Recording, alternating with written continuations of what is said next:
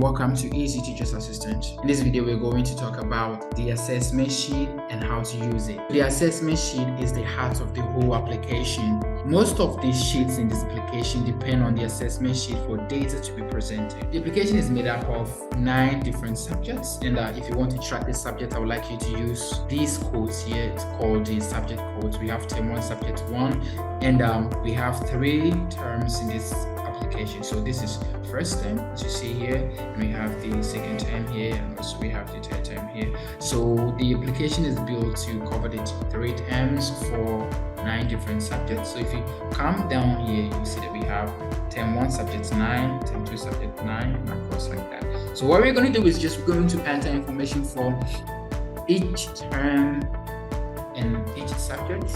And if you check here, we already have some names and their students' score marks, examination marks, and point possible. We're going to talk about all these, but first, let me introduce you to the information boxes here. What the information boxes simply means is that you're going to have to enter certain information. It's very appropriate and necessary that you enter this information because, like I said, certain pages in this application uses this information to perform. First, you like to know the school name, you know your school name. You would like to know what subject you want to use for this specific subject. Like I said, we have different subjects. This is term 1, subject 1. So for the first subject, what subject would you like to input here, as well as what class are you teaching, term, vacation, and the next term begins, and also the count of students in the class. The count you don't have to worry because the more you enter students' name here, the count keeps going. So let's take, for example, we already have 24 students in class. If we want to add more students like this, let's add another one, Joe, and we have, let's say, Kofi. All right, so we have 3 more. Now we already have 27 because the more we add students' names, the more the count keeps coming. So let's delete that. Sorry, I'm going to delete this. All right, so if you keep the count, if you keep entering student's name, the row number will count itself, as well as the student's name here. The student count, the count here will also count itself. And the application is automated to understand. So if you enter names here, you don't have to enter them here because let's say, for example, we entered Amma, okay? So let's say this is Amma. Notice that Amma is also here. The more you enter names, the application understands what you're doing and it moves along. So if you delete this one, all these are gonna go. So check this one. Now that we have this out of the way, let's enter the information that makes sense. So let's say we have Shalom School, and our next will be what subjects. Let's assume this is English language. Alright, so this is English language. For the term, you don't have to worry because it's already did it for you. In class, let's assume we're teaching class 3, so enter class 3 like I'm doing. Please take note that you don't enter just 3. Make sure the information you enter is professional. Like I said, certain pages and sheets in this application depends on what you input on the assessment sheet. So make sure they are professional. For example, if you go to the grader sheet here, we have a promotion status here. What class we enter will present itself here. For example, let's go back to the assessment sheet and see what the next anticipated class. Let's say if we are teaching class 3 now, they're going to class 4 from here, so we enter class 4. And if we go back to the grader sheet, we will see that the grading is saying promoted to class 4. But let's assume we don't do this and we just enter, say, 4. Okay. Now, if we come to the grader sheet, promoted to 4 what? Just make it professional. All right, that's why it's necessary you enter professional information. So for the next anticipated class, please enter class 4 because from class 3 they go to class 4, so the application will understand what is happening. Good. Now we also have this term begin. It's simply what day did we resume school this term. So let's take, for example, today is 3rd October. Okay, so today is 3rd October 2023, and we have this term vacation day. So when are we going to vacate? Let's assume we're going to vacate somewhere around December. So let's say maybe 18th December 2023. This is when we're going to vacate. Next term begin. So when are we going to reopen for the second term? That's simply like that. Let's assume you're going to open for somewhere around January 2024. So let's assume it's 12th January 2024. All right. So if we have this information here, that's it. We actually on the go. We've filled the information box, and the sweet thing about this application is if you go to the next subject, you won't have to fill in all those information because they've already been generated for you here, except the subject, because we're going to the next subject, which is term 1. If you check here, term 1 subject 2. So the next subject, it's mathematics. We already included mathematics here, so it's good to go. We're good to go. One thing I want you to take notice: if you're working with this application, you only have to enter information for places you can select, selectable places, and also I've highlighted the selectable sections so that it will be easy for you. This section, like number of students in the class, you can't select because I locked it so that it will prevent you from interfering with what function is performing these actions. Okay, so that is why it's been locked, and now you only have to enter information in the selectable sections and also highlighted these sections. Like if you come here, these sections are selectable, and that's why they are highlighted. The rest you cannot select them. All right, so let's go on. Now that we have this in the way, the next thing you have to do is enter your student name. So let's take, for example, we don't have these names. Okay, and like I said, notice that the number of students in the class just went away because we cleaned the student name. I'm gonna bring them back. I just want to show you how to compute the names.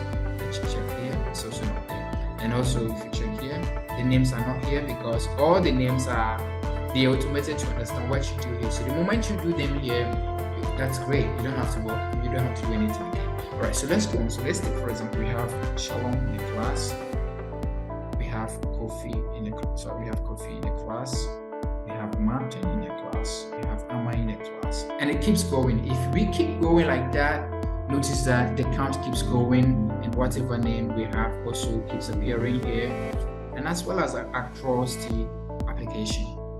You see? All right, so now we're gonna go back and change from what we did so that we can have the old names back. All right, so we have the old names. Let's go on. Now that we have the names, you have to impute their score marks. These are the most important thing because the whole application depends on the student performance. So make sure you enter the right student mark for the right student so that we don't have a mix. Now we have here something called point possible. What point possible means is if a class score for the whole term, what was the overall marks they were supposed to get? Like the kind of marks they have, if they actually get, it's like 100%. All right, so in this case it's 9,520. I don't know what you're going to use, but I know you're definitely going to use something different. But in this case, it's 9,520. But in this situation, Irumfeg had 8,950, and it keeps coming down here. It keeps coming down to the last student here. And also we have the exam score, which is point possible. So we already know that examinations are over 100, and over 100, this person has 75. So if we keep imputing, just like for each subject, this is English language. If we keep imputing data, their score mark data, and the point possible, don't forget to enter the point possible because the application depends on them to establish whatever functionality they're supposed to perform. All right, and now with that said, make sure you enter their score marks for each student. And if we keep entering score marks for each student for each subject, like for mathematics, we do the same thing. We go to the next subject. This is history. And if you keep going down to the last subject, which is in this situation, term 1 subject 9 is known as 3. If we do it for every student down to the last subject, we will go to the grader sheet, and for first term, you see that their English have been graded, mathematics have been graded, history down to 3, and also keeps grading them. So now let's go back to the assessment sheet. So all that you need to do is first enter information in this information box for the first term, and the rest will generate on its own. And then enter their name, your student's name, enter their points possible, and then enter the student's score mark as they have actually performed in the class, and the application will do the rest. And that is all for the first term. Now if you go to the second term, it's basically the same thing. whatever information you generated from the you imputed from the first term will be displayed in the second term, except for the vacation date and the next term again, because the term 2 vacation date is not the same as term 1 vacation date, just like the next term begin will be the same. So this information are already here. So once you enter your vacation date here and next term begin here, you're okay for the information box in the term 2. And just like we said, the names will already be would have already been generated, and all you have to do is just keep on entering their score marks, and then also down to the last subject, which is term 2 subject 9. Okay, yes, which is also the same subjects we entered there, so it keeps reflecting. All right, and if you go to the third time, it's the same thing. Like I said, the same thing except the vacation date and then the next term begin. And just like we did for the first term, we will do for the third term. So basically, this is all that you have to do for a teacher. Like the reason why the application is called Easy Teachers Assistant is that it's going to assist your work in grading the student, and your work is so easy. So if you keep on doing these things, the grader sheet will do its work and the report sheet will be prepared for you. So by the end of the time, the only thing you have to do is just select the student's name, just like that, just like this. And instead of their information alongside their picture, changes so that you can print for them. Let's select the different students. See, the information changes and the picture also changes. So, Easy Teachers Assistant is meant to make your work as a teacher super easy.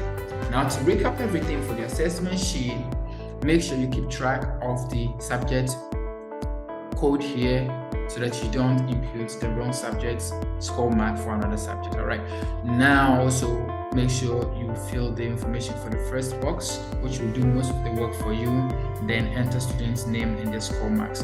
This is a sample application, so we already have the data in it, but the actual application that you're going to use won't have these data or names or score marks here.